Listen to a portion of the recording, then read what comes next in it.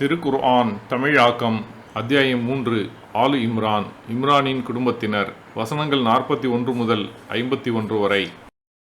பிஸ்மில்லாஹிர் ரஹ்மானிர் ரஹீம். அளவிலா அருளாளன் நிகரிலா அன்பாளன் அல்லாஹுவின் பெயரால். قال رب اجعل لي آية قال آيتك ألا تكلم الناس 3 أيام إلا رمزا واذكر ربك كثيرا وسبح بالعشي والإبكار. என் இறைவனே, எனக்கு ஓர் அடையாளத்தை ஏற்படுத்துவாயாக என்று அவர் கேட்டார். 3 நாட்கள் மக்களிடம் சைகையாகவே அல்லாது நீர் பேச மாட்டீர் என்பதே உமக்கான அடையாளம். உமது இறைவனை அதிகமாக நினைவு கூறுவீராக, மாலையிலும் காலையிலும் அவனை போற்றுவீராக என அவன் கூறினான். وَإِذْ قَالَتِ الْمَلَائِكَةُ يَا مَرْيَمُ إِنَّ اللَّهَ اصْطَفَاكِ وَطَهَّرَكِ وَاصْطَفَاكِ عَلَى نِسَاءِ الْعَالَمِينَ يَا مَرْيَمُ اقْنُتِي لِرَبِّكِ وَاسْجُدِي وَارْكَعِي مَعَ الرَّاكِعِينَ. மரியமே, அல்லாஹ் உன்னை தேர்ந்தெடுத்து தூய்மைப்படுத்தி உலகிலுள்ள பெண்களை விட சிறப்பித்தான். மரியமே, உமது இறைவனுக்கு கட்டுப்படுவீராக, சஜ்தா செய்வீராக, ருக்கு செய்வோருடன் ருக்கு செய்வீராக என்று வானவர்கள் கூறியதை நினைவூட்டுவீராக. ذَلِكَ مِنْ أَنْبَاءِ الْغَيْبِ نُوحِيهِ إِلَيْكَ وَمَا كُنْتَ لَدَيْهِمْ إِذْ يُلْقُونَ أَقْلَامَهُمْ أَيُّهُمْ يَكْفُلُ مَرْيَمَ وَمَا كُنْتَ لَدَيْهِمْ إِذْ يَخْتَصِمُونَ. நபியே, இவை மறைவான செய்திகள். இவற்றை நாம் உமக்கு அறிவிக்கிறோம். அவர்களில் யார் மரியமுக்கு பொறுப்பேற்பது தொடர்பாக தமது எழுதுகோள்களை போட்டபோது நீர் அவர்களுடன் இருக்கவில்லை. அவர்கள் தர்க்கித்துக் கொண்டபோதும் நீர் அவர்களுடன் இருக்கவில்லை. إِذْ قَالَتِ الْمَلَائِكَةُ يَا مَرْيَمُ إِنَّ اللَّهَ يُبَشِّرُكِ بِكَلِمَةٍ مِّنْهُ اسْمُهُ الْمَسِيحُ عِيسَى ابْنُ مَرْيَمَ وَجِيهًا فِي الدُّنْيَا وَالْآخِرَةِ وَمِنَ الْمُقَرَّبِينَ. மரியமே, அல்லாஹ் தன்னிடமிருந்து ஒரு வார்த்தையை உமக்கு நற்செய்தியாக அறிவிக்கிறான். அவரது பெயர் மரியமின் மகன் ஈசா அல் மசீஹ் என்பதாகும். அவர் இவ்வுலகிலும் மறுமையிலும் மதிப்பு மிக்கவர், இறைவனுக்கு நெருக்கமானவர்களில் உள்ளவர் என வானவர்கள் கூறியதை நினைவூட்டுவீராக.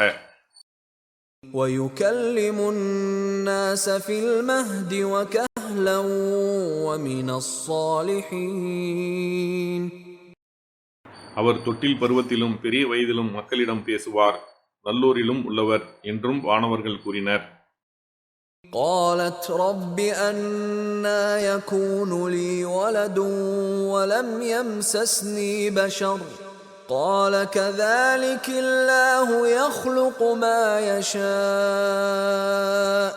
إذا قضى أمرا فإنما يقول له كن فيكون.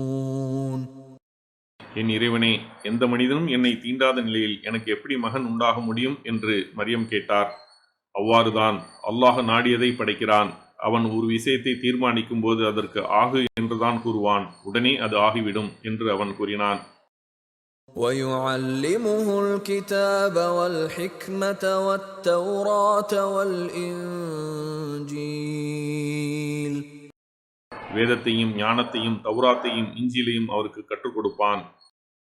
وَرَسُولًا إِلَى بَنِي إِسْرَائِيلَ أَنِّي قَدْ جِئْتُكُم بِآيَةٍ مِّن رَّبِّكُمْ أَنِّي أَخْلُقُ لَكُم مِّنَ الطِّينِ كَهَيْئَةِ الطَّيْرِ فَأَنفُخُ فِيهِ فَيَكُونُ طَيْرًا بِإِذْنِ اللَّهِ وَأُبْرِئُ الْأَكْمَهَ وَالْأَبْرَصَ وَأُحْيِي الْمَوْتَى بِإِذْنِ اللَّهِ وأنبئكم بما تأكلون وما تدخرون في بيوتكم إن في ذلك لآية لكم إن كنتم مؤمنين.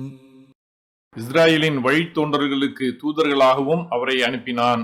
நான் உங்கள் இறைவனின் சான்றுடன் உங்களிடம் வந்துள்ளேன். உங்களுக்காக களிமண்ணால் ஒரு பறவையின் வடிவத்தை போன்று உருவாக்கி அதில் ஊதுவேன். அது அல்லாஹுவின் ஆணைப்படி பறவையாக மாறும். அல்லாஹுவின் ஆணைப்படி இறந்தவர்களை உயிர்ப்பிப்பேன். பிறவி குருடரையும் தொழு நோயாளியையும் குணப்படுத்துவேன். நீங்கள் உண்பவற்றையும் உங்கள் வீடுகளில் சேமிப்பவற்றையும் உங்களுக்கு அறிவிப்பேன். நீங்கள் இறை நம்பிக்கையாளர்களாக இருந்தால் இதில் உங்களுக்கு சான்று உள்ளது என்று ஈசா கூறினார். ومصدقا لما بين يدي من التوراة ولأحل لكم بعض الذي حرم عليكم وجئتكم بآية من ربكم فاتقوا الله وأطيعون إن الله ربي وربكم فاعبدوه هذا صراط مستقيم. எனக்கு முன்னுள்ள தௌராத்தை உண்மைப்படுத்துவதாகவும் உங்களுக்கு தடை செய்யப்பட்ட சிலவற்றை உங்களுக்கு அனுமதிப்பதற்காகவும் அனுப்பப்பட்டுள்ளேன். உங்கள் இறைவனின் சான்றுடன் உங்களிடம் வந்துள்ளேன். அல்லாஹுவை அஞ்சுங்கள், எனக்கு கட்டுப்படுங்கள். என் இறைவனும் உங்கள் இறைவனும் அல்லாஹுதான். எனவே அவனையே வணங்குங்கள். இதுவே நேரான வழி என்றும் கூறினார். ஜஸாக்கல்லாஹ் ஹைரன். அல்லாஹ் உங்களுக்கு நற்கூலியை வழங்குவானாக. இக்காணொளிகளை பிறருக்கு பகிர்வதன் மூலம் நன்மைகளை பெற்றுக்கொள்ளுங்கள் இன்ஷா அல்லாஹ். இந்த காணொளிகள் தொடர்ச்சியாக உங்களை வந்தடைய சேனலை சப்ஸ்கிரைப் பண்ணுங்க. அத்தோடு அந்த பெல் ஐக்கானையும் கிளிக் செய்தால் இது பற்றிய நோட்டிஃபிகேஷன் உங்களை வந்தடையும் இன்ஷா அல்லாஹ். அஸ்ஸலாமு அலைக்கும் ரஹமத்துல்லாஹி வபரகாத்துஹு.